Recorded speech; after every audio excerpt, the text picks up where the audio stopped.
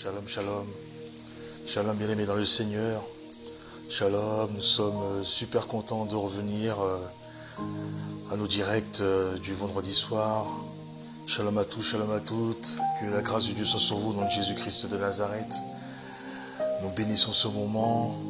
Nous sommes ensemble pour à peu près 1 heure de partage de la parole. Merci à tous et à toutes pour votre fidélité, d'être là parmi nous, d'être ancrés dans la parole de Dieu. Ça va nous faire du bien. Nous sommes très très ravis de revenir. On ne s'était pas connectés depuis un petit moment et là nous sommes repartis avec comment dirais-je, et lorsque nous sommes connectés comme cela et que nous nous revoyons après pas mal de temps, bon, ça fait pas non plus 10 ans qu'on ne s'est pas vu, mais ça nous manque. Le côté fraternel nous manque, les choses nous manquent, vous voyez, le partage nous manque, cette communion nous manque. Ces genres de choses, comme rompre le pain ensemble, ça nous manque. Donc on est content qu'on reprend les directs et puis on va passer un très très bon moment dans la présence de Dieu. Amen. Que la grâce de Dieu soit sur vous. Nous sommes en direct de Beauvais, Shekinah Beauvais. C'est la branche du tronc du centre de la parole, Shekinah Sarcelles, dont notre Père, le visionnaire, l'apôtre Franck Ibarra. Donc nous lui citons tout le bien, nous le bénissons de toutes sortes de grâces et bénédictions, de là où il est, qui reçoit notre amour. Amen. Donc si vous pouvez partager ce direct, dans un premier temps, est-ce que vous nous entendez bien? Est-ce que vous nous voyez bien? Est-ce que tout est bon pour vous? Amen. Est-ce que tout est bon pour vous? Est-ce que le son est bon? Nous sommes toujours, entre guillemets, en chantier, mais nous savons que l'Éternel pourvoit. Donc même si le son il est approximatif, donc ça reste audible, que la grâce de Dieu soit sur nous et que Dieu soit glorifié. Amen. Nous faisons des œuvres de Dieu. Il y a Franklin Roosevelt qui a dit un jour, faites ce que vous pouvez avec ce que vous avez à l'endroit où vous êtes. Donc c'est comme ça que nous devons servir Dieu, avec ce que nous avons, là où nous sommes. Amen. Est-ce qu'on peut partager ce direct et puis inviter les autres afin que nous puissions toucher le plus de monde massivement? Donc l'apôtre Lisa est aux manettes, c'est elle qui est à la régie, qui va animer tout ça, qui va diffuser donc les différents versets que nous allons lire ensemble. Et je sais que le Seigneur fera grâce, car nous avons un Dieu miséricordieux, un Dieu vivant. Amen. Dieu est vivant. Ne doutez pas de cela, Dieu est vivant. Amen. Donc nous sommes dans notre thème qui est ce que ton cœur désire. Amen. Ce que ton cœur désire, c'est une extension d'un message que j'avais prêché donc au QG, au quartier général, donc du centre de la parole, Shekinah Sarcelles. Et c'est un message qui nous tient à cœur parce que nous sommes vraiment, en tout cas les signes le montrent, que la fin est proche et le retour de Jésus est, je dirais, imminent. Alors bien sûr, il y a énormément de pasteurs qui disent que le retour de Jésus va se réaliser d'ici peu. Personne ne sait quand il va revenir, mais il faut que nous soyons prêts quand il va revenir. C'est pour cela qu'il est important que ces directs-là soient partagés, parce que le diable n'hésite pas à partager, lui, ces choses. Il a ses agents qui se connectent dans les directs. Il y a des publicités à la télé. Amen. Il y a des choses qui se passent dans les boîtes aux lettres et qu'on sort. Donc il ne faut pas que nous soyons timides avec la parole de Dieu. Il faut que nous puissions transférer, transposer, diffuser, propager, multiplier. Et je suis sûr que l'Éternel Dieu est un Dieu reconnaissant et qu'il saura nous bénir de toutes sortes de manières que ce soit, mais il saura nous bénir. Je laisse encore un peu de temps pour le partage. N'hésitez pas à liker, à partager. N'hésitez pas, surtout, faut pas hésiter. N'hésitez pas à partager la parole. C'est pas quelque chose de mauvais. Donc faites du bien à vous-même et faites du bien à ceux qui en ont besoin. Amen. Donc, comme je disais, si vous êtes là, n'hésitez pas à mettre en avant votre présence en cliquant sur le pouce j'aime, en commentant. Faites signe de votre présence, en fait, tout simplement. Et nous saurons si le son est bon, si l'image est bonne, et nous pourrons corriger si besoin. Amen. Donc prenez votre Bible aussi avec vous, c'est quand même quelque chose d'important. La Bible, c'est vraiment un passeport spirituel, comme aussi c'est un guide spirituel et c'est aussi une arme spirituelle. Donc prenez votre passeport avec vous, votre arme avec vous, votre guide avec vous. Et nous allons commencer dans très peu de temps. Je vous laisse encore quelques secondes. Et puis après, nous allons commencer. Amen. Amen, amen. N'hésitez pas à faire un coucou à l'apôtre Lysia qui est là. Elle est là, vous la voyez pas, mais elle est là. Bientôt, on va faire des choses ensemble. Il faut nous laisser le temps. Juste aussi pour dire que le site internet, il est en cours de construction. Donc il va arriver d'ici là, ce qui va nous permettre aussi de faire des podcasts. Vous allez pouvoir écouter des pensées de Dieu en podcast, des exhortations, ça va nous faire du bien aussi. Nous allons mettre des chansons, des coups de cœur qui nous ont inspirés pour des prières ou pour ce genre de choses, pour la méditation. Vous savez que Facebook à présent supprime les vidéos. Donc il faut aussi, on s'est fait avoir parmi toutes les vidéos, certaines de vidéos qu'on a pu sauver. Il y en a une qu'on n'a pas pu sauver, mais on va faire autrement.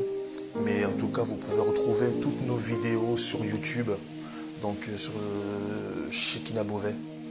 Et pour ceux qui ne connaissent pas, Shekinah Beauvais, donc YouTube, vous pouvez voir ou revisionner des vidéos si celles-ci vous ont parlé, interpellé ou même si vous voulez expérimenter par vous-même ce qu'est réellement la parole de Dieu. Amen. Amen, amen. Donc nous allons attendre tout simplement quelques secondes encore et après on va commencer notre direct. Je rappelle le thème, ce que ton cœur désire. Alléluia. Ce que ton cœur désire. Amen. Donc c'est un message, comme je disais, qui parle beaucoup sur nos dispositions vis-à-vis de Dieu. Et c'est un rappel, entre guillemets, à l'ordre sur notre réelle façon de voir le monde spirituel, l'appel de Dieu, le service, le sacerdoce et toutes sortes de choses. Donc on va essayer de respecter les horaires et comme ça, nous sommes sûrs que Dieu va agir et va nous faire du bien. Amen. Amen, amen. Est-ce qu'il y a des gens qui sont connectés? Est-ce qu'il y a des... Oui. Qu'est-ce qui est connecté?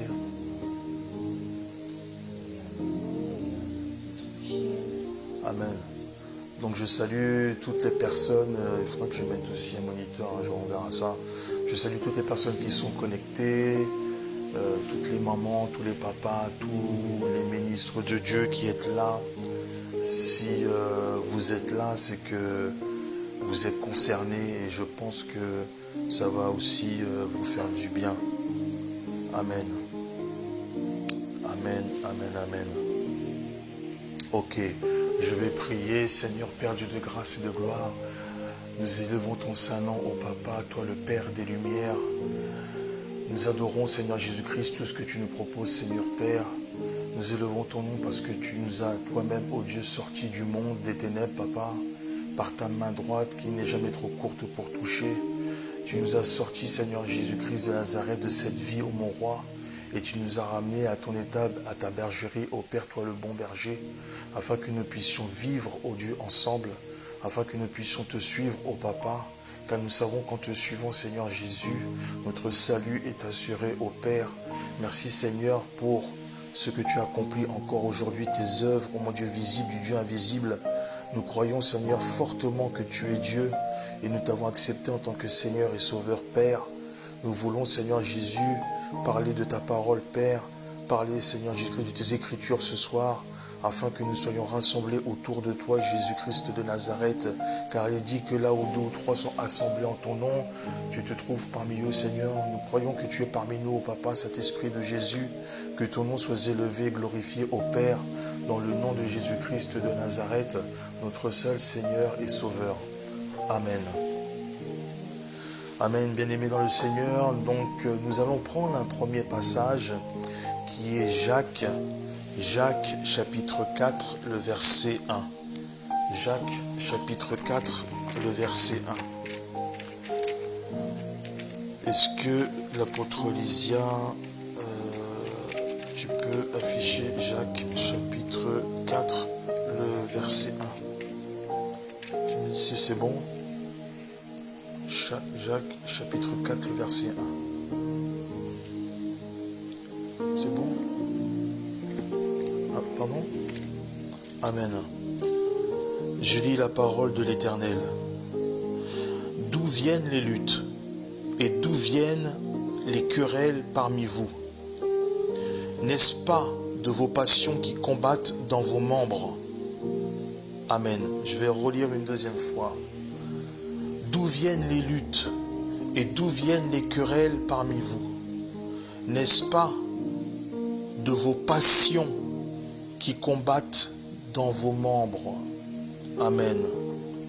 En fait, lorsque nous donnons notre vie à Jésus, lorsque nous donnons notre vie à Jésus, ou lorsque nous acceptons Jésus-Christ en tant que Seigneur et Sauveur, c'est un choix personnel que nous faisons.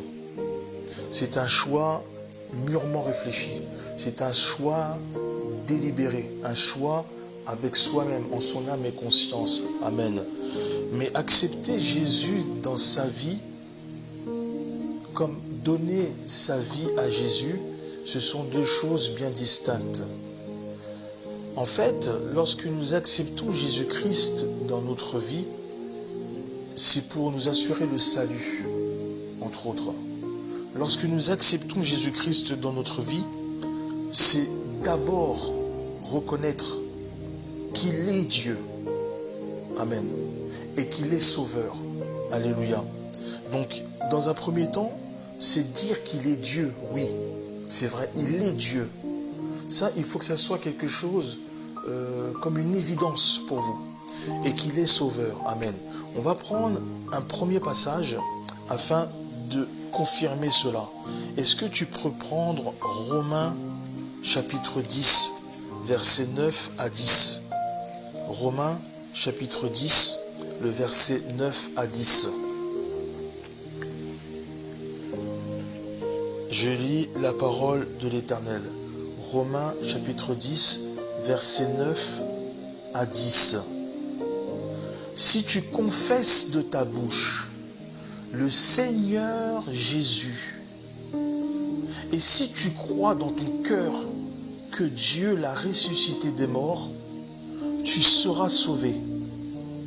Car c'est en croyant du cœur qu'on parvient à la justice, et c'est en confessant de la bouche qu'on parvient au salut, selon ce que dit l'Écriture. C'est ça, hein? Amen. Vous voyez? Donc c'est en croyant du cœur. En fait, tout part du cœur. C'est pour ça que le thème s'intitule « Ce que ton cœur désire ». Alléluia. Donc en fait, lorsque vous commencez à accepter Dieu dans votre vie, que vous avez fait dans votre vie, une vie de prière, une vie, entre guillemets, je dirais christique, c'est-à-dire que vous l'avez accepté en tant que Seigneur et Sauveur, c'est là où commence la marche avec Dieu, pas avant. Il faut d'abord accepter Seigneur Jésus-Christ en tant que Seigneur et Sauveur pour avoir une vraie relation avec Dieu, pour avoir en fait une relation d'amour avec Dieu, pour avoir une relation personnelle avec Dieu, parce qu'il est Seigneur et Sauveur personnel. Le salut est personnel. Amen. On peut lire cela dans Colossiens chapitre 2 verset 6. Colossiens chapitre 2 verset 6 nous informe que c'est le changement qui fait que aujourd'hui nous sommes en Christ. Colossiens, je vais dire ça pour vous, chapitre 2, verset 6. Colossiens, chapitre 2, le verset 6. Je lis la parole de l'Éternel. Ainsi donc, comme vous avez reçu le Seigneur Jésus-Christ, marchez en lui. Amen. C'est ça, hein? Colossiens chapitre 2, verset 6. Ainsi donc, comme vous avez reçu le Seigneur Jésus-Christ, marchez en lui.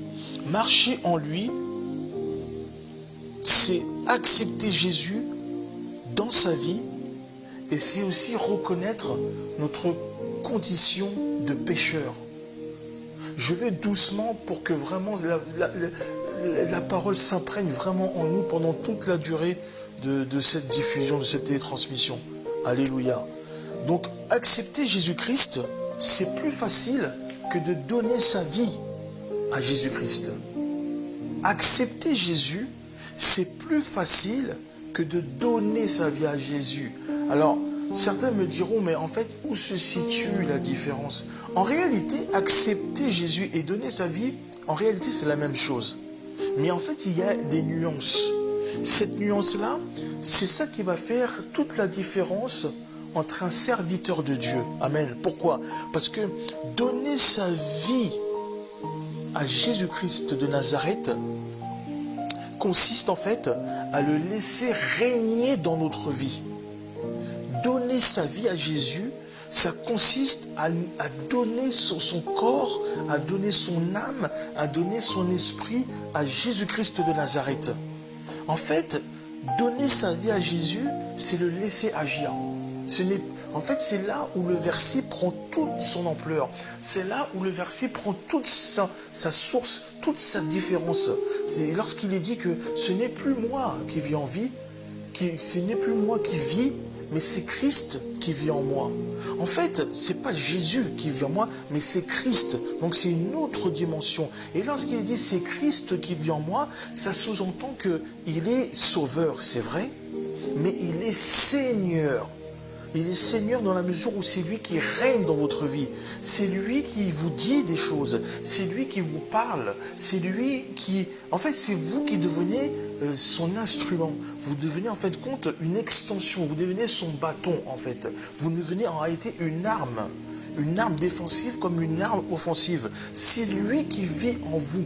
Donc à partir du moment que c'est lui qui vit en vous, ça veut dire que c'est lui qui vit en vous. C'est-à-dire que effectivement le Saint-Esprit vit en vous, mais au-delà de ça, il règne en maître absolu dans votre vie, dans votre destinée, dans votre esprit.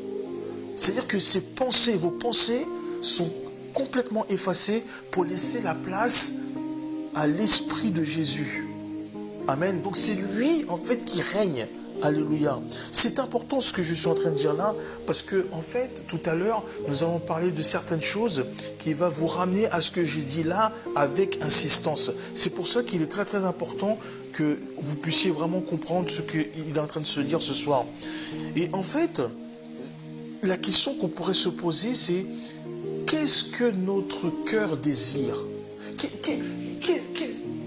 Quel est le desiderata de notre cœur? Qu'est-ce que notre cœur réclame?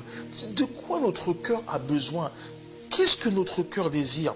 En fait, c'est la qualité de notre cœur, c'est la profondeur de notre âme qui va faire en fait toute la différence. C'est lui qui déterminera si nous devons poursuivre ou abandonner notre marche avec Dieu. C'est notre cœur. C'est lui. Parce qu'en fait, Dieu est déjà, l'Esprit de Jésus est déjà là. Mais c'est notre cœur qui fait barrière à beaucoup de choses. C'est la disposition de notre cœur qui fait que nous allons avancer ou pas. Il y a un proverbe qui dit, il n'est pas dans la Bible ce proverbe, il est dit, il vaut mieux avancer vers le bon chemin en boitant que vers le mauvais chemin d'un pas ferme. Et en fait, c'est ça la chose avec Dieu, c'est que Dieu, en fait, comme il est dit dans la parole, il est dit qu'un jour est comme 1000 ans. et 1000 ans sont comme un jour. Ça sous-entend que Dieu, il a tout le temps, il est éternel. Nous ne sommes pas éternels. C'est pour cela qu'il faut vraiment comprendre le mécanisme, le type de relation que nous entretenons, amen, avec Dieu. Alléluia. Donc, il est dit que par rapport à la condition, à la disposition de notre cœur, nous pouvons voir à travers un exemple très très concret, c'est l'exemple d'Élie, le prophète Élie, amen. En fait, au temps convenable, Dieu a dit à Élie d'aller se réfugier au torrent de Kérith, parce que il y allait avoir quelque chose qui allait se passer, un phénomène surnaturel qui allait se passer. Et en fait, ce phénomène qui allait se passer laisse sous-entendre que si, écoutez-moi bien, bien-aimé, si Élie, de prophète qu'il est, n'avait pas le cœur disposé, si Élie n'avait pas abandonné sa vie pour Dieu, certainement Élie aurait été mort. Pourquoi? Parce que pour comprendre les mystères de Dieu, il faut avoir une disposition bien spécifique. Il faut avoir une disposition bien particulière. On ne peut pas accepter Dieu ou donner sa vie à Dieu sans ressentir la présence de Dieu. Donc Élie a reçu les recommandations du Seigneur. Il a dit, tu vas aller au torrent de Kérith. De là, tu attends, tu vas boire l'eau qui coule du torrent, et j'ai ordonné au corbeau de te nourrir. Voyez? Donc en fait, le plan de Dieu correspond à la disposition du cœur d'Élie. Parce que Dieu avait déjà un plan pour Élie. C'est à ce moment-là que Dieu a mis en œuvre son plan pour Élie. Donc il a déjà préparé quelque chose pour Élie. Donc il était mieux pour Élie que son cœur soit disposé pour comprendre ce que Dieu attendait de lui.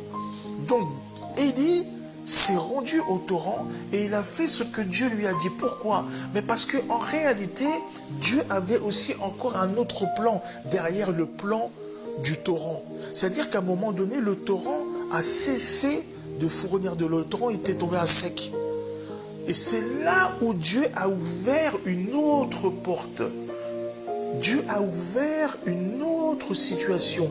Dieu a créé une autre circonstance en disant à Élie, cette fois tu quittes là où tu es et tu vas te rendre chez la veuve de Sarepta.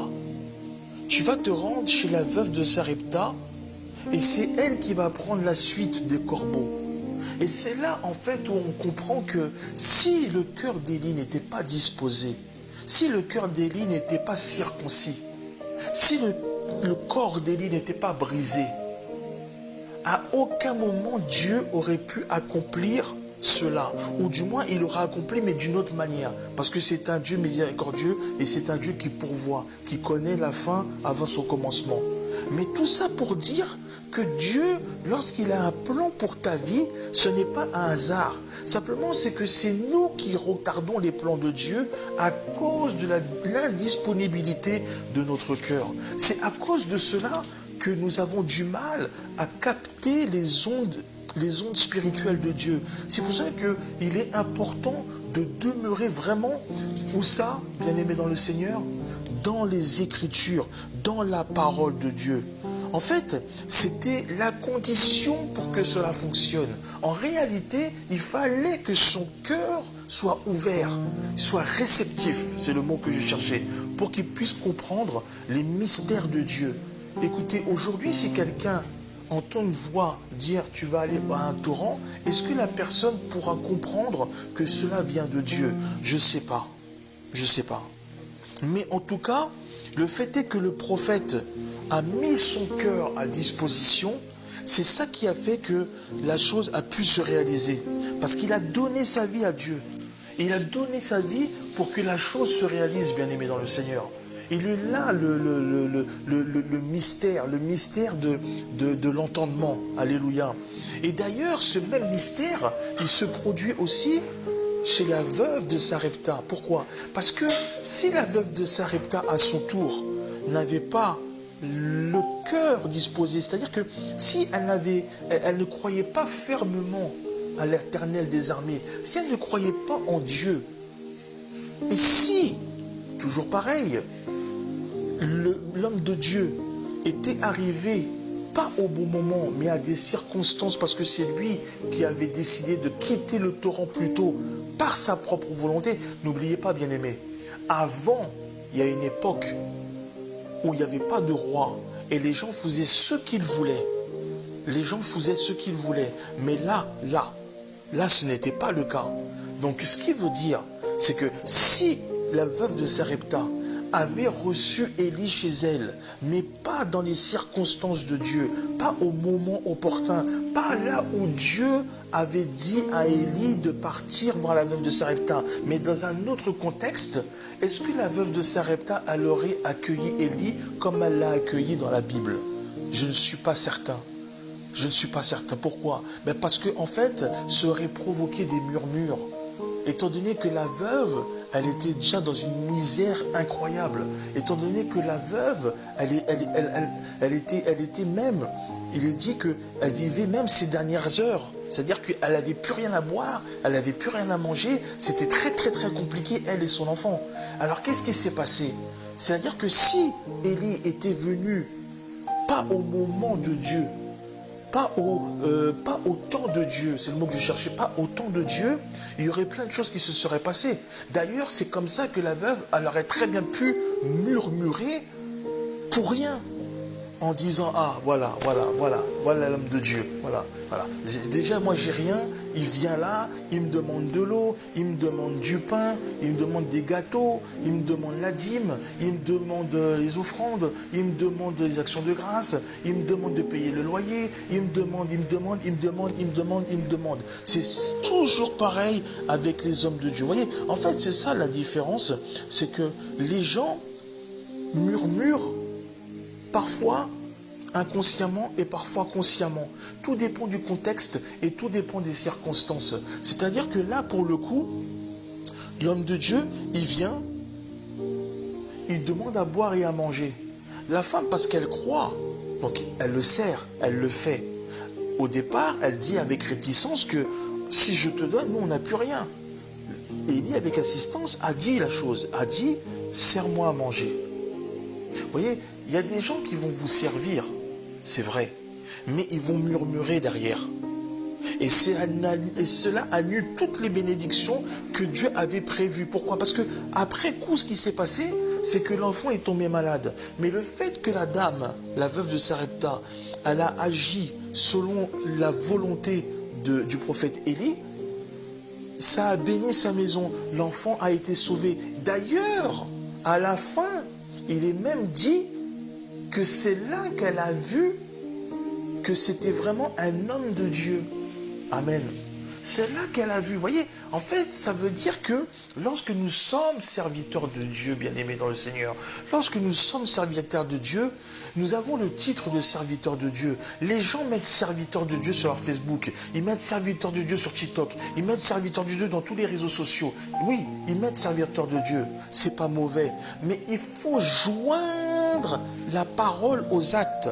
C'est-à-dire qu'on ne peut pas se contenter juste d'être serviteur de Dieu. Il faut aussi manifester la foi qui est du fait que nous soyons serviteurs, mais la foi doit être suivie des œuvres. Parce qu'une foi sans les œuvres, c'est une foi morte.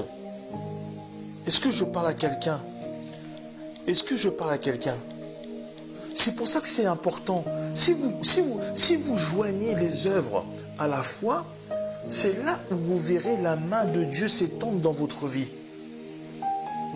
Mais si nous restons simples serviteurs, dans notre confort, c'est-à-dire que nous avons juste le titre de simple serviteur, on ne va pas aller loin. On ne va pas aller loin. C'est quand Dieu se manifeste dans ta vie que tu dis, ah oui, c'est là, oui, là, oui. Là, oui, Dieu existe, Dieu est vrai, Dieu est bon, Dieu est vivant. Mais avant de dire cela, il faut déjà que tu fasses ta part. Fais ta part d'abord. Parce qu'elle a fait sa part, la veuve de Sarepta. C'est comme ça que le miracle a opéré. En fait, c'est une relation C'est du donnant-donnant. Donne à Dieu et Dieu te rendra. Mais il y a des gens, en fait, qui... Bon, je laisse ça. C'est ça. En tout cas, c'est le fait qu'elle ait accepté Dieu dans sa vie. Qu'elle ait accepté Dieu dans sa vie. En tant qu'éternel des armées. Elle a accepté Dieu dans sa vie. Et ça a fait toute la différence. Vous voyez, d'un côté, on voit Élie, le prophète Élie, lui qui a donné sa vie, qui agit un peu comme une marionnette. C'est Dieu qui tient les ficelles et c'est Élie qui va là où Dieu lui dit d'aller.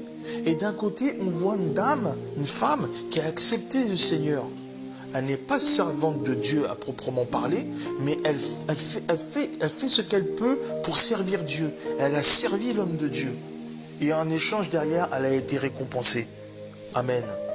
Donc donner sa vie à Dieu, c'est répondre en fait aussi à l'appel de Dieu. Parce que lorsque Dieu vous appelle, vous savez, Dieu n'aime pas les appels en absence. Non. Dieu n'aime pas les messageries vocales. Amen. Dieu n'aime pas ça. Dieu n'aime pas ce type de relation. Amen. Dieu n'aime pas ça. Dieu n'aime pas les répondeurs. Sauf que Christ, en fait, il est sauveur. Mais il n'est pas Seigneur. C'est ça le problème de certains chrétiens. En fait, il est sauveur, c'est vrai, dans ta vie. C'est-à-dire que tu as l'assurance du salut, c'est vrai. Il est Seigneur, sauveur dans ta vie, mais il n'est pas Seigneur. C'est-à-dire qu'il ne règne pas dans ta vie. Et beaucoup de frères et beaucoup de sœurs se sont perdus, justement, à cause de ce dilemme. Beaucoup de frères se sont perdus à cause de ce dilemme. Beaucoup de sœurs se sont perdues à cause de ce dilemme. Mais il y a beaucoup de frères et sœurs qui se sont enracinés, justement, à cause de ce dilemme. C'est-à-dire qu'il y a des... On y reviendra tout à l'heure. Donc, accepter ou donner? Est-ce que tu as accepté le Seigneur Jésus-Christ dans ta vie, ce qui a fait de toi une nouvelle créature? Ou est-ce que tu as vraiment donné ta vie à Jésus et là tu rentres dans ton ministère, tu rentres dans ton sacerdoce, tu rentres en fait dans ton appel?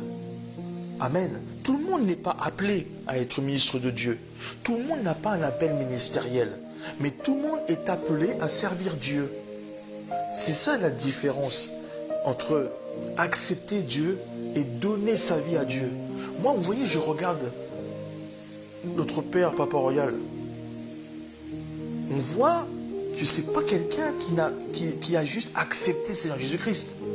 Enfin, il faut vraiment avoir des œillères devant les yeux. C'est un homme qui a donné sa vie à Jésus. Il a donné sa vie à Jésus. Quand on voit les prières, on voit les programmes, on voit sa vie. Moi, je ne vis pas avec lui tous les jours. Mais quand on voit sa vie, on voit que c'est un homme qui a donné sa vie à Jésus. Là-dessus, il n'y a pas de mystère, il n'y a pas de problème avec ça. C'est Dieu qui règne dans sa vie. Dieu règne dans sa vie. Et c'est ça la différence en fait entre un serviteur de Dieu, et un serviteur de Dieu. Est-ce que tu peux prendre Josué? Josué, c'est un serviteur de Dieu. Moïse, c'est un serviteur de Dieu. Elle est où la différence? C'est que dans la Bible, il est dit que Moïse servait Dieu. Et Josué servait Moïse. Amen. Est-ce qu'on peut lire ça dans Josué chapitre 1, versets 1 à 2. Josué chapitre 1, versets 1 à 2. C'est bon? Amen. Josué chapitre 1, versets 1 à 2. Je lis la parole de l'Éternel. Après la mort de Moïse, serviteur de l'Éternel, l'Éternel dit à Josué, fils de Nun, serviteur de Moïse, Moïse, mon serviteur est mort. Maintenant, lève-toi, passe ce Jourdain, toi et tout ce peuple, pour entrer dans le pays que je donne aux enfants d'Israël. Voyez-vous? Voyez, il dit après la mort de Moïse, serviteur de l'Éternel. L'Éternel dit à Josué, fils de Nun, serviteur de Moïse. Vous voyez la différence? C'est-à-dire qu'il y a serviteur de Dieu, il y a serviteur de Dieu et serviteur de Dieu. C'est-à-dire que Moïse servait Dieu directement. Et Josué servait Moïse. Amen. Je ne sais pas si vous voyez là où je veux en venir. Je ne sais pas si vous voyez. En fait, lorsque Moïse a été enlevé par son Créateur, la Bible dit que c'est Josué qui a repris le flambeau. Josué a repris le flambeau. C'est-à-dire qu'il a continué les œuvres, entre guillemets, de son père spirituel. Il a continué les œuvres de ce pourquoi Moïse avait été appelé par Dieu. Ça veut dire qu'il a changé, amen, de statut. C'est-à-dire que Dieu t'appelle pour le servir, mais toi, tu restes toujours dans l'ombre. C'est-à-dire qu'il y a un temps où Josué, il faut qu'il passe de l'ombre à la lumière. Il faut que Josué puisse continuer les œuvres de Moïse. Il faut que Josué puisse à son tour faire ce que Dieu a demandé à Moïse. Maintenant que Moïse n'est plus, tu ne vois toujours pas où je veux en venir. Amen, j'arrive. Écoute, il y a un temps où tu ne dois plus être dans l'ombre de ton père spirituel et de ta mère spirituelle. Il y a un temps où tu dois être côte à côte avec ton père spirituel pour faire les œuvres de Dieu, avec ta mère spirituelle pour faire les œuvres de Dieu. Il y a un temps où tu ne dois plus être en retrait. Il y a un temps où il faut que tu répondes à ton appel. Il y a un temps où tu dois faire les œuvres de Dieu. C'est-à-dire que tu es plus simple serviteur de Dieu pour ton pasteur, pour Moïse, mais tu deviens serviteur de Dieu pour le Dieu très haut. C'est-à-dire que tu passes encore par ton père spirituel. Attention, je n'ai pas dit que c'est un échange de procédés ou une concurrence ou une compétition où tu squeezes tes parents spirituels. Je n'ai pas dit ça. Je dis qu'il y a un moment donné où il faut faire comme la voix qui se cache derrière Élie. Élie, le sacrificateur. C'est-à-dire que lorsque Samuel, à un moment donné, a été appelé par Dieu, il a été appelé par l'Éternel pour qu'il commence à servir dans le temple. Alléluia. Il servait Élie. Mais Samuel, maintenant, devait servir Dieu directement. Aux côtés de son père Élie. Aux côtés de son père Élie. Donc il est temps pour toi de commencer ton ministère. Il est temps pour toi de te mettre aussi en lumière afin que cette lumière-là soit propagée partout. À travers, amen, ton ministère. Et il est là le problème, bien-aimé dans le Seigneur. Pourquoi? Mais parce que pour être côte à côte avec ton père spirituel, avec ta mère spirituelle, et travailler main dans la main pour faire les œuvres de Dieu, ça demande de la discipline. Amen. Oui, ça demande beaucoup de respect vis-à-vis de ton père spirituel, vis-à-vis de ta mère spirituelle. Ça demande beaucoup de sagesse. Ça demande même parfois du silence intérieur. Oui, on ne sert pas comme ça là, non. C'est ça en fait la différence. C'est-à-dire qu'il y a des gens qui veulent voler de leurs propres ailes. Non, il y a quand même des protocoles à respecter. Qu'est-ce que tu fais de tous les enseignements que ton père ou ta mère t'a inculqués lorsqu'il t'a donné à boire à téter, lorsqu'il t'a donné du lait caillé, du froment? Qu'est-ce que tu fais de tous les enseignements que ton père t'a donnés? Est-ce que tu es reconnaissant, bien-aimé dans le Seigneur? Est-ce que tu es dans le respect du patriarche, le respect lorsqu'il est dit dans la parole de Dieu, honore ton père et ta mère, que ce soit biologique ou spirituel? C'est bien. Servir Dieu, c'est bien. Servir Dieu à deux, c'est même encore mieux. C'est pour cela que l'apôtre Lise et moi, nous servons Dieu à deux. Comme il est dit dans Josué, ma maison et moi, nous servirons l'Éternel. Amen. Maintenant, toi qui as reçu un appel, tu veux passer devant ton père spirituel? Tu veux aller plus vite que la musique? C'est quoi le projet? Il faut accepter d'être brisé. Il faut accepter d'avoir le cœur circoncis. Il faut accepter de perdre des choses pour pouvoir servir aux côtés de ton père, aux côtés de ta mère. C'est quelque chose qui est important dans la vie d'un serviteur de Dieu. Il y a, comment dirais-je, il y a des échelons à passer, il y a des étapes à franchir. Mais ça se fait progressivement, ça se fait doucement, ça se fait avec l'amour, ça se fait avec la piété, ça se fait avec l'ataraxie. Il faut être calme. Il ne faut pas s'éparpiller façon puzzle. Il y a des manières de faire. On ne peut pas occulter tous les enseignements qu'on a reçus de notre père spirituel, de notre mère spirituelle. Pourquoi? Mais parce que les gens, ils voient ton changement. Parce que les gens autour de toi, ils ont vu ce que l'Église a fait de toi. Ils ont vu ce que la parole a fait de toi. Ils ont vu que tes gestes ne sont plus les mêmes. Ils ont vu que tes écrits ne sont plus les mêmes. Ils ont vu que ce qui sort de ta bouche n'est plus le même. Ils ont vu quelque chose qui a changé chez toi. Comme une forme, amen, de renaissance. Les gens te voient autrement. Les gens peut-être même te respectent. Les gens même t'élèvent. Parce qu'ils disent, ah tiens, il y a le changement. Le frère là, waouh. Le frère, elle a changé. La sœur, elle a changé. Elle ne parle plus comme avant. Elle ne s'habille plus comme avant. Vous voyez, il y a l'ancien moi et le nouveau moi. Amen. Pourquoi? Parce que c'est ton père qui t'a présenté à Christ. C'est ta mère qui t'a présenté à Christ. Mais est-ce que tu es reconnaissant de ça? Est-ce que tu es même conscient de ton changement? La transformation que la parole a eue sur toi. Un vrai serviteur de Dieu accomplit la parole de Dieu, accomplit la volonté du Père. On peut lire ça dans Jacques. Jacques, chapitre 1, versets 22 à 24. Jacques, chapitre 1, versets 22 à 24. Amen. Est-ce que l'apôtre Lysia, elle peut mettre ça en avant? C'est bon? Yes. Je lis la parole de l'Éternel. Jacques, chapitre 1, versets 22 à 24. Mettez en pratique la parole et ne vous bornez pas à l'écouter en vous trompant vous-même par de faux raisonnements.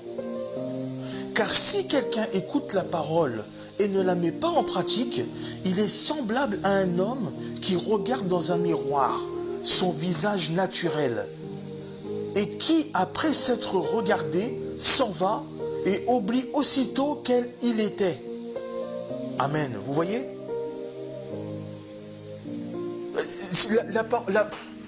En fait, on trouve vraiment beaucoup de choses dans la Bible.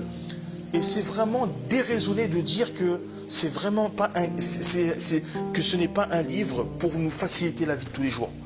Vous voyez, c'est exactement ce que je disais et qui est repris en fait, ou ce que j'ai repris dans la parole de Dieu. C'est-à-dire qu'il y a des gens qui parlent, qui font des homélies, qui font des sermons, qui font des belles prédications, même qui sont des apports, des bons conseils. Pour des frères, pour des sœurs, pour des collègues de travail, pour des familles, pour tous les gens que vous voulez. Mais ils n'appliquent pas la parole à leur propre vie. Et ça reste une curiosité que je n'arrive pas à comprendre. Parce que la responsabilité spirituelle, bien aimé dans le Seigneur, elle n'est pas liée que dans l'Église. Tu ne m'as pas compris. La responsabilité spirituelle, elle est liée aussi dans ton foyer. Elle est liée aussi dans ta famille. Tu peux liker ce que je viens de dire. Parce qu'il y a des gens, lorsqu'ils vont à l'église, leur responsabilité s'arrête à l'église. Et après, ils reprennent leur vie, entre guillemets, normale dans leur foyer. C'est pas bon de faire ça. Parce que, tu vois, si tu fais ce genre de choses, à cause de toi, ton enfant, il ne saura pas que Jésus est mort à la croix pour nous sauver tous. Est-ce que tu comprends ce que je dis?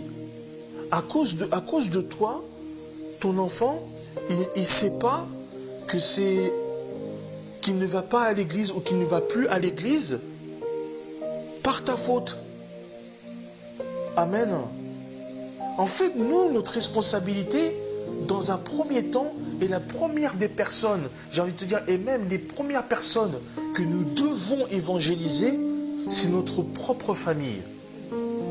C'est notre femme, notre mari, c'est nos enfants. Ce sont les premières personnes que tu dois avoir dans ta cible. Je veux dire, si tu as une fenêtre de tir, il faut pas la louper. c'est les premières personnes qui doivent venir à l'église. C'est tes enfants, c'est ton mari, amen, et c'est ta femme. Alléluia. Parce que c'est à toi qu'incombe cette responsabilité spirituelle, bien-aimé. C'est toi qui es responsable, le fédérant, le moteur. C'est toi le guide spirituel de ta propre famille. C'est toi. C'est toi, en fait, qui choisis de venir à l'église. Mais c'est toi aussi qui choisis de quitter l'église.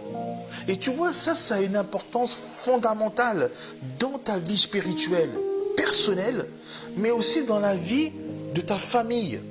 Parce que, en fait, comme c'est toi le patriarche, comme c'est toi l'homme fort de ta famille, eh ben, c'est toi quelque part qui dirige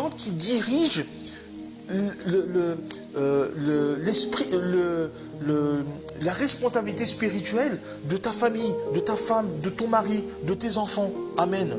Pourquoi? Parce que, en fait, lorsque tu choisis de quitter l'église, eh ben, tu mets en péril ta famille. Au même acabit que quand tu rentres dans l'église, tu sécurises ta famille. Mais quand tu choisis de quitter l'église, tu mets en péril ta famille. Tu mets en péril ta femme, ton mari. Tu mets en péril tes enfants. C'est pas rien, en fait, les choix que tu fais. Ce n'est pas rien. C'est pour ça que quand tu sers Dieu vraiment. Sers Dieu avec honnêteté. Il faut que tu fasses du Seigneur tes délices. Sers Dieu vraiment, véritablement. N'aie pas un pied dedans, un pied dehors. Ne sois pas tiède. Sois honnête avec toi-même. Sers Dieu véritablement. Parce que, en fait, lorsque tu fais ça, qu'est-ce qui va se passer? Les gens vont retourner dans le monde. Et ça va être une proie facile. Le diable, il n'aura même pas eu besoin d'efforts à faire. C'est toi-même qui leur a servi ça dans un plateau. Tu sais, c'est au même acabit qu'à l'époque, on faisait des holocaustes pour des dieux étrangers, ou pour demander pardon à Dieu, pour que Dieu nous pardonne nos fautes. Mais lorsque tu quittes l'église, c'est comme si que tu offrais ta famille et tes enfants au diable. Quand tu quittes l'église, ils n'ont plus de couverture spirituelle. Alors toi, tu peux quitter l'église, peut-être que toi, ça ne te fait rien. Mais derrière, tu as quand même des âmes. Derrière, tu as des âmes. Donc quand tu sers Dieu, il faut réfléchir à ton investissement. Il faut réfléchir à ce que tu fais. Parce que lorsque tu forces, en fait c'est comme si que tu renonçais, tu les faisais renoncer au salut. Tu les faisais en fait renoncer en fait c'est comme si tu les tuais spirituellement. C'est comme si le fait de... Vous savez, lorsque vous quittez l'église comme ça, lorsque les gens quittent l'église comme ça, vous remarquerez bien qu'il est rare que les personnes, lorsqu'ils quittent l'église, ils rebondissent dans une autre église. Il est rare. Ou alors, quand ils rebondissent dans une autre église, ils n'arrêtent pas de rebondir. Ils rebondissent. Ils font que rebondir. Mais, il est rare de voir des personnes, quand ils quittent l'église, rebondir dans une église. C'est très rare. En règle générale, vous savez où est-ce qu'ils rebondissent? Ils rebondissent là où ils avaient quitté leur vie avant leur reconversion. C'est-à-dire qu'ils reprennent leur vie d'avant. D'ailleurs, l'apôtre Lisa avait prêché un très très bon message sur je ne me rappelle plus du thème. Elle avait prêché un très très bon message là-dessus. Je vous inviterai à revoir cela dans le Facebook de Shekinah Beauvais. C'est pour ça qu'il est important, bien aimé dans le Seigneur, de mettre en pratique, en application nos propres convictions et nos propres prédications, bien aimé. Il est important de mettre en pratique la parole du Seigneur Jésus pour notre propre vie. Non seulement pour notre propre vie, mais aussi pour celle de nos familles. Si toutefois, on a encore de l'amour et de l'estime pour notre propre famille. Mais il est important parce que le diable ne chôme pas, bien aimé. C'est pas pour rigoler. Hein. Le diable, il n'est pas là pour rire. Le diable ne rigole pas, il n'est pas là pour rire. C'est du sérieux, bien aimé. Et à cause de lui, il y a beaucoup de doutes sur l'appel des personnes, sur l'appel des chrétiens, des serviteurs de Dieu. À cause du diable, les serviteurs de Dieu doutent même de leur propre appel. Ils doutent, en fait, de leur propre ministère. Ils doutent, en fait, de leur propre capacité. À cause du diable. Parce que le diable, en fait, il est là pour empêcher que Dieu puisse accomplir ses desseins. Il est là pour empêcher que Dieu puisse envoyer tout le monde, en tout cas permettre à tout le monde d'aller au ciel et non en enfer. Donc lui, le diable, c'est ça son projet. Son projet, c'est de ramener le plus de monde possible, amen, avec lui. C'est ça son vrai projet. Alléluia. Et c'est pour cela que, à cause de lui, beaucoup de personnes, notamment que ce soit des chrétiens, que ce soit des fidèles, et encore plus des serviteurs de Dieu, ils doutent de leur appel. Amen. Ils doutent de leur appel. Et quand je disais qu'ils rebondissaient comme ça d'église en église, ça s'appelle, en fait, ce sont des intérimaires spirituels.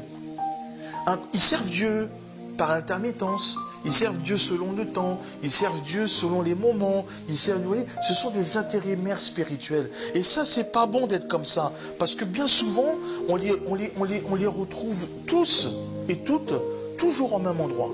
C'est-à-dire qu'on les retrouve sur le web, on les retrouve sur Internet, on les retrouve à regarder des directs à gauche, à droite, des pasteurs venus du Brésil, des directs d'Afrique, des directs de Montréal, des directs d'Haïti, des directs d'Australie, vous voyez. En fait, ils sont partout. Ils regardent des directs un peu partout. Et en fait, c'est pour chercher quoi? Eh bien, ce que leur cœur désire. Et qu'est-ce que leur cœur désire? Je vais vous le dire, bien-aimés. Leur cœur désire la liberté. Leur cœur veut être libre. Leur cœur ne veut pas avoir d'attache. Leur cœur ne veut surtout pas servir. Leur cœur veut être autonome, autodidacte. C'est-à-dire qu'ils se forment tout seuls, avec leur façon de faire, avec leur manière. Amen. C'est ça, en fait, ce que leur cœur désire, plus que tout. Ils désirent, en réalité, être affranchis de tout. Mais ça, c'est le propre des humains. C'est le propre des païens. Les païens, en fait, ils ne veulent pas qu'on les embête. Moi, un jour, j'avais essayé d'évangéliser un collègue, il m'a dit, je ne veux pas qu'on m'emmerde. Bon, c'était clair, c'est net. Il m'a parlé comme ça. Moi, je ne veux pas qu'on m'emmerde. J'ai bon. Je me dis, bon, ok, c'est peut-être pas le bon moment, on va se calmer. Peut-être qu'un jour, il va peut-être changer, ou peut-être pas. Hein. Vous savez, les voleurs à la croix, ils n'ont pas tous été sauvés. Donc en fait, les gens, ils sont là, ils applaudissent la parole de Dieu, d'autres pasteurs. Ils commentent en fait les publications d'autres pasteurs, de plusieurs en plus. On retrouve même ces personnes-là dans des veillées d'autres pasteurs, vous voyez. D'ailleurs, dans Jérémie, est-ce qu'on peut lire ça, l'apôtrésien, Jérémie, chapitre 2, verset 20. Et ça, c'est pas bon en fin de compte pour notre foi, c'est pas bon pour l'image, c'est pas bon non plus pour, comment dirais-je, pour notre position. De Jérémie, chapitre 2, le verset 20. C'est bon? Ah oui, c'est vrai. Autant pour moi. Je vais le lire pour vous. Si quelqu'un peut l'afficher. Jérémie, chapitre 2, le verset 20. Je lis la parole de l'Éternel. Tu as dès longtemps brisé ton joug, rompu tes liens. Et tu as dit, je ne veux plus être dans la servitude, mais sur toute colline élevée et sous tout arbre vert, tu t'es courbé comme une prostituée.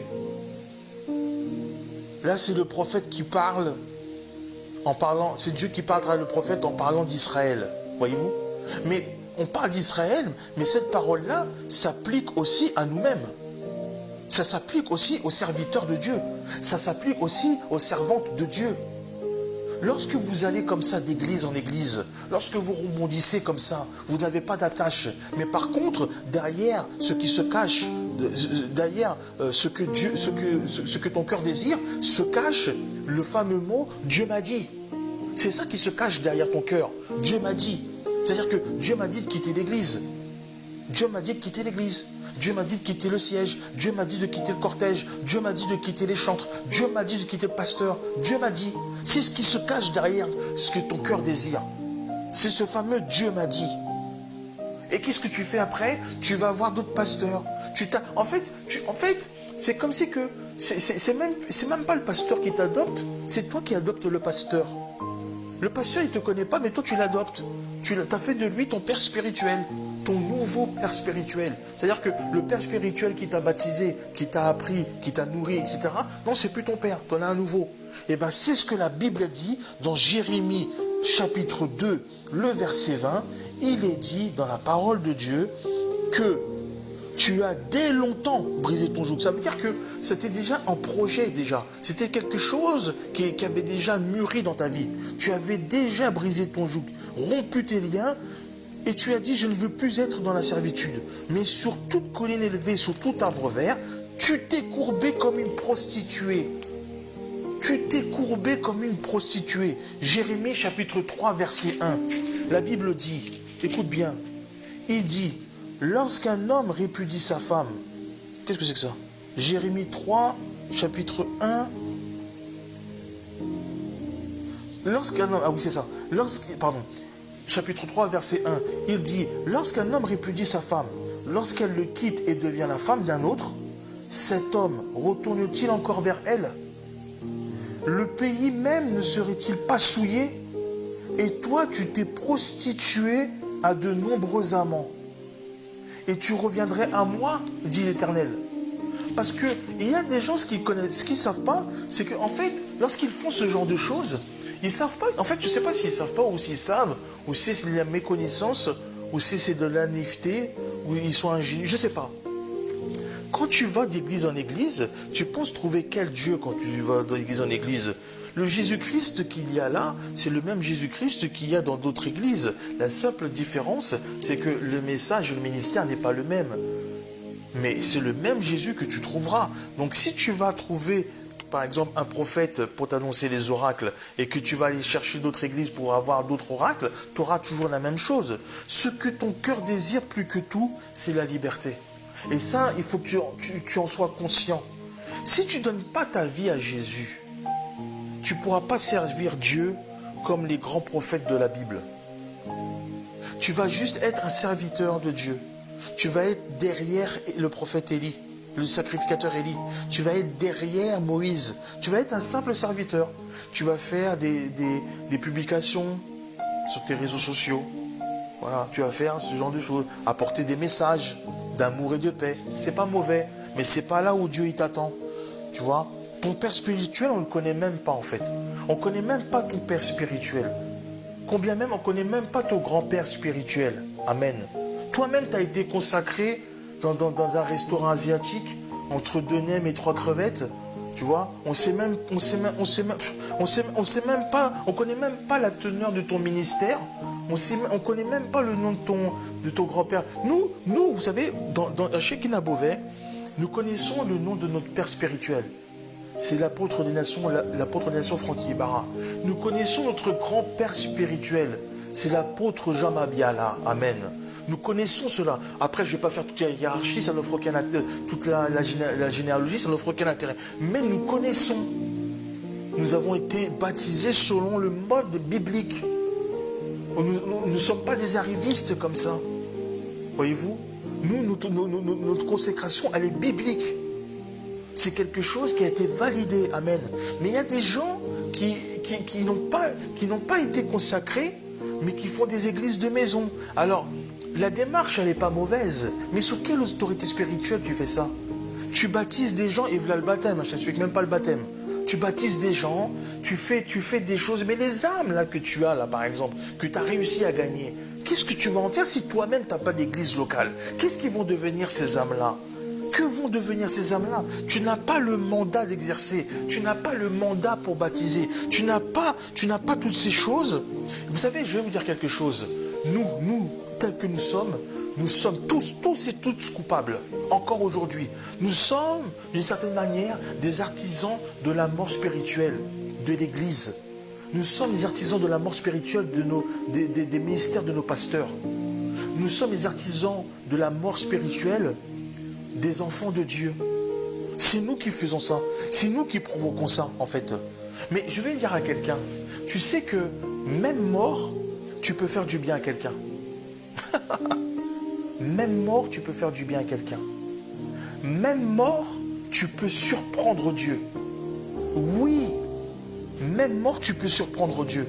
Même mort, tu peux sauver des vies.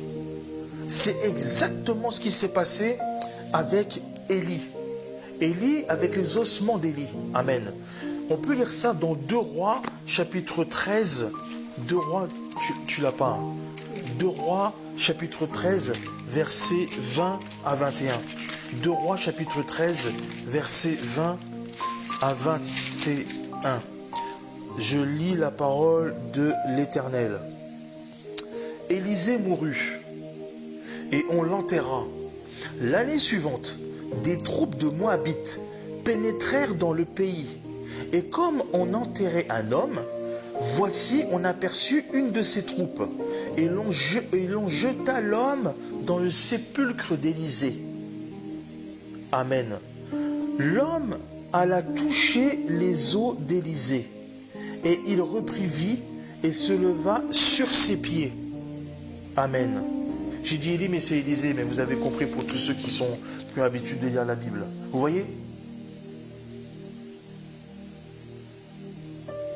Même mort, vous pouvez faire du bien. Comme il y a des gens, même morts, ils peuvent faire du mal. Ça, c'est le côté obscur. Mais même mort, il y a des gens qui peuvent faire du bien. Voyez-vous, c'est pour cela qu'il faut s'attacher. Il faut vraiment être soucieux de faire les œuvres de Dieu vivant, de faire le bien vivant, d'apporter l'évangile de paix vivant, d'apporter la parole de Dieu vivant. Alléluia. Nous prêchons un évangile vivant, nous prêchons la pierre vivante, nous prêchons le pain vivant, le pain de vie, le prince de paix. C'est lui que nous prêchons. Nous prêchons la parole de Dieu. Nous ne prêchons pas un Dieu mort, nous prêchons un Dieu, amen, vivant. Alléluia. C'est pour cela qu'il y a des gens qui sont soucieux de leur vivant, de faire le bien, de servir Dieu avec prestance, avec force, avec véhémence, avec je dirais entre guillemets, avec virilité. Voyez-vous? Avec fermeté, avec amour. Amen. Il y a des gens qui font le bien dans leur quotidien. Et je veux même vous surprendre. Il y a même des gens, amen, qui font le bien, mais en fait, même étant morts. Oui, il y a des gens qui vous apportent du bien, même en étant morts. On l'a lu pour Élisée, mais dans la vie de tous les jours, il y a des gens, vous savez, lorsque de leur vivant, ils pensent après à leur mort. Alors vous savez qu'est-ce qu'ils font? Eh bien, ils donnent leur corps à la médecine. Ils donnent leur corps. C'est-à-dire qu'ils se disent, moi, une fois que je suis mort, je ne sers à rien. Mais je sais que mon corps peut être quelque chose pour quelqu'un d'autre. Alors je vais voir pour donner ma cornée. Amen. Je vais voir s'ils peuvent récupérer mes veines, s'ils peuvent récupérer mes artères, s'ils peuvent récupérer mon cœur, s'ils peuvent récupérer mes poumons. Alléluia. S'ils peuvent récupérer mes reins. Au nom de Dieu. Vous voyez, il y a des gens, en fait, ils se soucient du bien-être des gens. Ils se soucient de savoir comment ils peuvent servir Dieu, même après leur mort, bien-aimés dans le Seigneur. Même après leur mort, vous vous rendez compte? Il y a des gens qui signent des papiers. Ils disent, moi, je veux que mon corps il puisse aider quelqu'un. Je veux que mon corps, il puisse prendre mes veines et le donner à quelqu'un qui en a besoin. Même si moi je ne suis pas là, même si moi j'ai fait ce que j'avais à faire, mais je veux encore servir Dieu, même étant mort. Alléluia. Je veux servir Dieu de tout mon âme, de tout mon corps. De tout mon corps. Alléluia. De tout mon corps. Ton corps est le temple de Christ, bien-aimé. Ton corps est le temple de Christ. Mais si ton corps est le temple des scarifications, si ton corps est le temple de tatouages sataniques, si ton corps, au lieu qu'il soit la réserve de Siloé, c'est une réserve d'alcool, quel bien tu vas procurer? Quelle est ta pierre à l'édifice? Comment tu vas contribuer? Tu ne peux pas contribuer. C'est pas possible. Pourquoi? Mais parce que tu combats tes membres. Tu combats tes membres. On l'a lu au début. Et tu fais ce que ton cœur désire. Tu ne vas pas t'arrêter là. Pourquoi? Parce que tu fais ce que ton cœur aime, ce que ton cœur désire. Amen. C'est ça le problème. Et je vais te dire quelque chose. Même dans les moments les plus simples de la vie, la mort peut venir te chercher. Il n'y a pas de règle. Les moments les plus simples de la vie, même quand tu manges ou que sais-je, la mort peut venir te chercher. Donc il y a des gens qui prétextent certaines choses pour pouvoir quitter l'église. Par exemple, je vais te donner un exemple. Après, je vais m'arrêter par là. Tu vas quitter l'église et tu vas être content parce que tu dis, ah ouais, là maintenant que je suis plus dans l'église, je vais faire d'économie de carburant, je paierai plus ma dîme, je paierai plus, je paierai plus le loyer de l'église, je donnerai plus de comment on appelle ça, d'offrande, je ferai plus tout ça. Là vraiment, voilà. Donc là, voilà. Donc ça c'est le but. Est-ce que ça c'est vraiment une raison? Écoutez, je vais vous donner un témoignage. Je vais vous donner un témoignage. Vous savez, ça fait des années que nous allons à l'église avec l'apôtre Lysia et nous avons beaucoup de trajets. Oui, nous avons, je crois, facilement 150 km aller-retour pour aller à l'église, voyez-vous. Donc c'est 1 heure aller, 1 heure retour. Donc nous allons à l'église, ok. Simplement, c'est que nous sommes fidèles. Nous sommes fidèles, nous payons nos dîmes, nous payons le loyer de l'église, voyez-vous.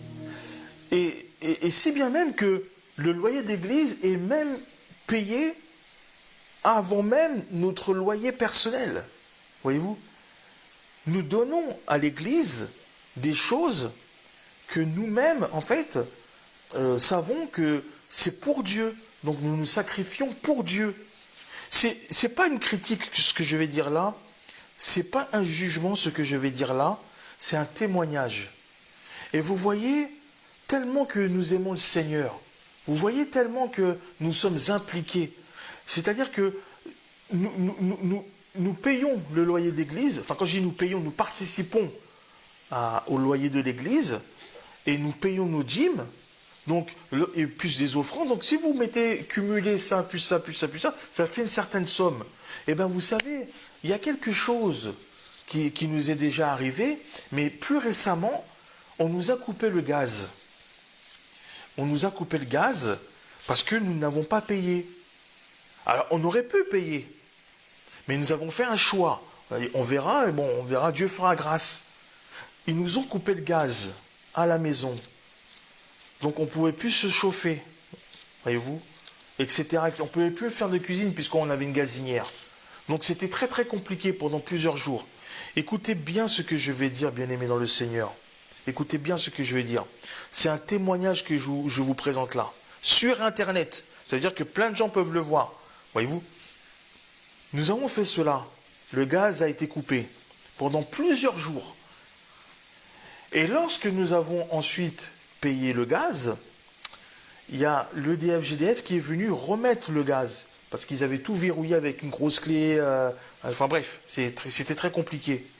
Mais lorsqu'ils sont revenus remettre le gaz, ils ont constaté une anomalie dans la cuisine au niveau, vous voyez, de la chaudière, du chauffe-bain, ils appellent ça. Ils ont vu une anomalie. Ils ont dit, mais il y a une anomalie dans votre chauffe-bain, il y a une anomalie dans votre truc.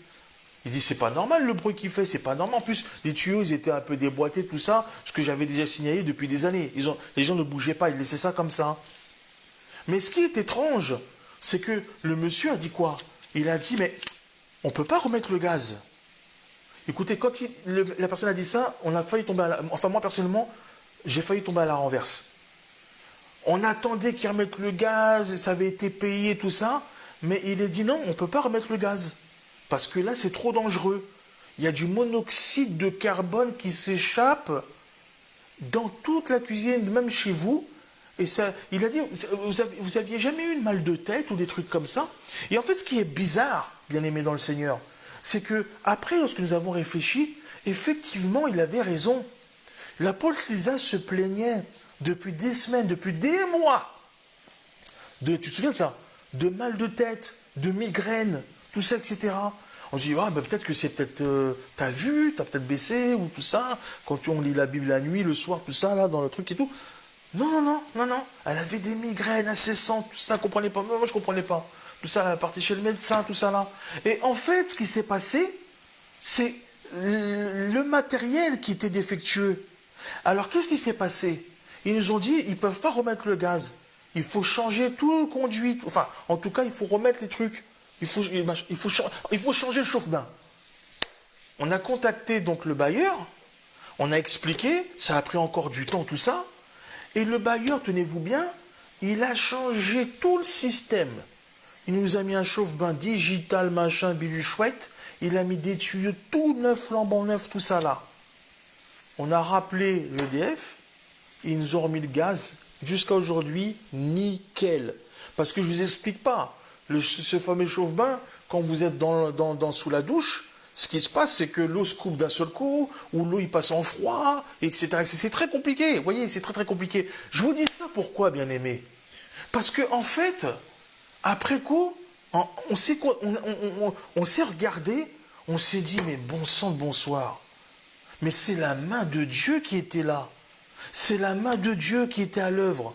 Pourquoi? Mais parce qu'en réalité, c'est pas cette coupure de gaz qu'il faut regarder. Mais en fait, on était en train de mourir à petit feu dans ce logement. On était en train d'y laisser notre peau, à petit feu, sans se rendre compte. Regardez sur Internet ce que c'est du monoxyde de carbone. Vous allez voir, c'est un gaz qui est indolore, qui est inolore. C'est un gaz qui est invisible à l'œil nu. Mais on peut mourir. Il y a eu une centaine de cas en 2024, je crois, de personnes qui sont mortes à cause de ce monoxyde de carbone qui s'échappe comme ça et que vous respirez et les gens tombent et meurent. Et quand j'ai compris que le gaz avait été coupé, faute d'avoir payé des factures, j'ai compris que c'était la main de Dieu qui était à l'œuvre. Pourquoi? Parce que comme nous n'avons pas pu payer à cause des dîmes que nous avons payés, à cause des offrandes que nous avons données à l'Église, que nous avons participé au paiement du loyer, etc., nous avons vu en fin de compte cette coupure de gaz comme une main de Dieu qui s'est étendue sur notre famille. Parce que si cette coupure de gaz n'avait pas eu lieu, GDF n'aurait jamais, GDF c'est le gaz de France, les techniciens n'auraient jamais remis le gaz. En d'autres termes, ils n'auraient jamais vu l'anomalie, on aurait continué à vivre comme ça et nous serions morts certainement. Mais à cause de notre fidélité, à cause de notre investissement et de l'amour que nous avons pour notre Église et l'amour que nous avons pour Jésus-Christ, nous avons fait des sacrifices et Dieu nous l'a rendu. Et nous, en fait, avec l'apôtre Lysia et moi, nous avons vu cela comme cela. C'est comme ça qu'on a vu ça. Oui, on n'a pas pu payer parce que nous avons fait don de ce que nous avions à Dieu. Parce que nous sommes des serviteurs de Dieu. Nous avons fait le choix de donner notre vie à Christ. Nous avons fait plus que ce que nous faisons. Comme ce que nous faisons là, ce soir. Donner notre vie à Dieu. Nous aurions pu nous poser. La semaine a été compliquée. C'était la rentrée en début de semaine.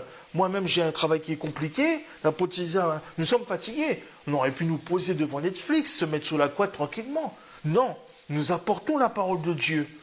Nous avons sacrifié notre vendredi. Nous avons donné cela à Dieu. Nous avons donné notre dimanche à Dieu. Vous voyez, on sert Dieu. Et Dieu nous le rend d'une certaine manière. Il ne va pas vous le rendre avec un trésor caché dans la forêt. Il ne va pas vous le rendre en attendant un chèque de 1 million dans la boîte aux lettres. Mais il sait comment vous le rendre. Et je bénis le Seigneur. Je bénis le Seigneur. Parce que ça se trouve, notre enfant, il a grandi, il a 4 ans, mais il a sûrement inhalé ça aussi. Ça aurait pu lui causer des dommages dans ses organes vitaux, vous vous rendez compte? Il ne faut pas voir un mal comme cela. Il faut être spirituel. Il y a des choses que vous devez voir d'une manière spirituelle. Donc c'est pour ça que je dis, oui, nous avons fait don, nous avons fait des sacrifices, mais Dieu nous l'a rendu. Et c'est pour cela que nous élevons et nous bénissons Dieu tous les jours de notre vie. Parce que c'est lui, en fait, qui est le chemin, la vérité et la vie. Il y a des choses que nous ne connaissons pas. Il y a des choses que nous ne voyons pas. Mais il y a des choses que Dieu nous fait éviter. Et c'est par sa volonté et sa grâce que nous sommes en vie. Uniquement par sa grâce. Et je bénis le Seigneur pour ça, bien-aimé dans le Seigneur. Je bénis le Seigneur pour cela. Amen. Amen. Acclame Dieu si cette parole t'a fait du bien. Nous sommes à la fin. Je ne sais pas quelle heure il est. J'ai débordé, non? Oui, sûrement, probablement. Je m'excuse, mais pour la parole de Dieu, il était nécessaire. Donc, que la grâce de Dieu soit sur vous, que Dieu vous bénisse. Je vais prier, Seigneur, Père Dieu de grâce et de gloire. Je bénis ton Saint-Nom, Papa, pour ces moments, Jésus-Christ de Nazareth, toi qui t'es donné en ouvrant l'expiation de nos péchés au Papa, en sacrifice, Seigneur Jésus-Christ, au Père. Nous voulons te dire merci encore, Papa, pour tout ce que tu fais, ô Dieu. Nous qui ne voyons pas tout, mais toi qui connais toutes choses avant sa fin, Seigneur Jésus. Nous avons donné notre vie, Papa. Nous avons accepté notre vie, Seigneur Jésus. Nous avons remis notre vie entre tes mains, Seigneur Père. Et je suis certain, ô Dieu de grâce et de gloire, que nous avons fait le bon choix. Seigneur, pardonne-nous, ô mon Dieu, si nous murmurons. Pardonne-nous si nous combattons, Seigneur Papa, ta parole. Pardonne-nous, ô Dieu de grâce et de gloire, si nous avons fait de ce monde ce délice, ô Père. Pardonne-nous si nous ne mettons pas en pratique ta parole, Seigneur Jésus. Seigneur, pardonne nos fautes, ô mon Dieu. Pardonne notre cœur, ô Père. Pardonne-nous, Jésus-Christ de Nazareth. Nous ne faisons pas tout bien, mon Dieu, mon roi. Nous ne te faisons pas assez confiance, Père. Et pourtant, tu connais la fin avant son commencement, Seigneur Jésus. C'est toi qui détiens la clé des mystères, ô Papa. C'est toi, ô Dieu, qui as la clé des séjours des morts, ô Père. Tu connais nos desseins mieux que quiconque, ô mon Dieu. C'est toi, ô Dieu de grâce, qui détiens tous nos desseins dans le creux de tes mains, Jésus. Seigneur, pardonne-nous, Papa. Pardonne-nous notre manque de fidélité. Pardonne-nous notre manque de foi, mon Dieu. C'est toi notre Père céleste. C'est toi qui as donné ta vie, ô mon Dieu, afin que nous puissions avoir la vie éternelle, ô Père. Seigneur Jésus, nous voulons, ô mon Dieu, renouveler, ô Dieu de grâce, notre foi avec toi, notre marche avec toi. Nous voulons renouveler, Seigneur Jésus-Christ, ta confiance en nous. Toi qui marches avec nous matin, midi et soir. Toi qui es un Dieu qui ni sommeille ni ne dort, ô Père. Je voudrais, Seigneur, accomplir ta volonté, ô mon Dieu. Accomplir tes desseins, Seigneur Jésus. Il est dit que le cœur de l'homme a beaucoup de projets, mais seuls les desseins de l'Éternel s'accomplissent, ô mon Dieu. Seigneur, béni soit le nom de l'Éternel des armées, ô Paraclet. Esprit de Jésus, qui domine, ô mon Dieu, sur le ciel et sur la terre, ô mon Dieu. Toi, le Dieu des montagnes, le Dieu des collines et des vallées. Nous élevons et bénissons ton Saint-Nom, ô Papa. Nous élevons ton Saint-Nom, ô Dieu de grâce et de gloire. Seigneur, nous voulons rétablir une alliance avec toi, ô mon Dieu. Nous qui avons failli en chemin, nous qui avons tombé et ô mon trébuché, Seigneur Jésus. Pourtant, tu as dit dans ta parole que je ferai de vos ennemis, ô mon Dieu, ton marchepied. Aujourd'hui, Seigneur Père, nous voulons changer, ô Papa, et nous voulons te servir corps et âme, ô Dieu. Nous voulons t'élever, Seigneur Jésus. Nous voulons te glorifier, ô Père, dans le nom de Jésus-Christ de Nazareth. Seigneur, permets cela, ô mon Dieu. Seigneur, permets cela, ô Papa.